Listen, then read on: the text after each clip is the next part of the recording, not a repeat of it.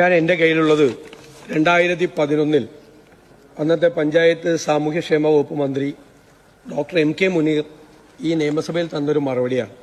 സംസ്ഥാനത്തെ അംഗൻവാടി വർക്കർമാരുടെയും ഹെൽപ്പർമാരുടെയും ഓണറേറിയത്തിൽ സംസ്ഥാന വിഹിതം 550 രൂപയിൽ നിന്ന് 1000 രൂപയായി ഓഗസ്റ്റ് 2011 മുതൽ വർദ്ധിപ്പിക്കുന്ന, അതായത് 2011 വരെ 550 രൂപയാണ് ഉണ്ടായിരുന്നത്. ഇനി അടുത്തതൊരു ഉത്തരം ആരോഗ്യ മന്ത്രി സാമൂഹ്യനീതി വകുപ്പ് മന്ത്രി ഷൈല ടീച്ചർ 2016 സഭയിൽ കൊടുത്ത മറുപടി. ഈ 1000 രൂപ വർദ്ധിപ്പിച്ചത് 5 കൊല്ലം കൊണ്ട് എത്രയായി വർദ്ധിപ്പിച്ചു എന്ന് അറിയണം. UDF ഗവൺമെന്റിന്റെ കാലത്ത് മന്ത്രി പറഞ്ഞുകൊണ്ട് മാത്രമേ ഞാൻ പറയുന്നത്. കഴിഞ്ഞ സർക്കാരിന്റെ കാലത്ത് അംഗൻവാടി ജീവനക്കാരുടെ വേതനം വർദ്ധിപ്പിച്ചിട്ടുണ്ട്.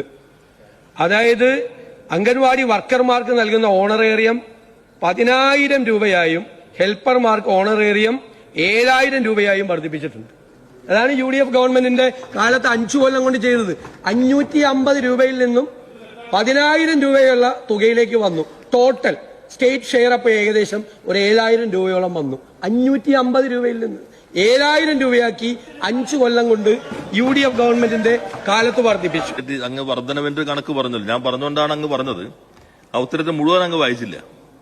ശൈല ടീച്ചർ അല്ലെങ്കിൽ ഉത്തരം 25/2/2016 ഇന്ന ഉത്തരവ് പ്രകാരം അംഗനവാടി വർക്കർമാരുടെ പ്രതിമാസ ഓണറേറിയം 10,000 രൂപയായും അംഗനവാടി ഹെൽപ്പറുടെ ഓണറേറിയം 7,000 രൂപയായും വർദ്ധിപ്പിക്കുന്നു എന്നുള്ളതിൽ ചോദ്യം കൂടി അങ്ങ് നോക്കിയിട്ടില്ലെന്നു. ചോദ്യം ഇതായിരുന്നു: ICDS പ്രൊജക്ടിന് കീഴിൽ പ്രവർത്തിക്കുന്ന അംഗനവാടി ജീവനക്കാർക്ക് അനുവദിച്ച ശമ്പള വർധനവ് നൽകാത്തതിന്റെ കാരണം വ്യക്തമാക്കാമോ? ചോദ്യകർത്താവ് ഇവിടെ ഇരിപ്പുണ്ട്, ശ്രീ മോൻസ് ജോസഫ്.